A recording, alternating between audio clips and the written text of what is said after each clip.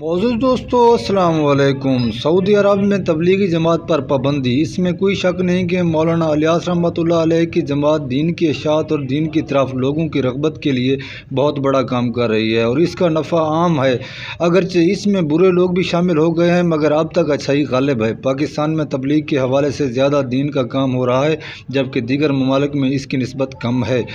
ہر ملک کی ایک الگ پالیسی ہوتی ہے، جداگانہ ماحول۔ کئی ممالک میں اس قسم کی آزادانہ تبلیغ اور اجتماعات پر پابندیاں ہیں۔ سعودی عرب پوری دنیا کا بابرکت اسلامی ملک ہے، لیکن اس ماڈرن شہزادے کی وجہ سے اس میں مغربیت عام ہو گئی ہے۔ سینما کھل گئے، خواتین کے پردہ پر پابندیاں ختم ہو گئیں۔ قرآن شریفین کی وجہ سے پوری دنیا کے مسلمان سعودی عرب کو عزت و قدر کی نگاہ سے دیکھتے ہیں۔ تبلیغی جماعت پر پابندی لگانا سعودی عرب کا 2021 میں سب سے بڑا قدم ہے اور غلط قدم ہے۔ سعودی عرب کے اسلامی امور کے وزیر عبداللطیف الشیخ نے کہا ہے کہ جو حکومت کی طرف سے آپ کو خطبہ دیا جائے، مساجد میں صرف وہی خطبہ ادا کریں اور تبلیغ کے منفی پہلو کو اجاگر کریں، جبکہ کوئی منفی پہلو ان میں نہیں ہے۔ جبکہ اپریل 2020 میں بھی یہ کہہ چکے ہیں کہ سعودی عرب میں تبلیغی جماعت پر پابندی ہونی چاہیے اور انہیں یہاں نہیں آنا چاہیے۔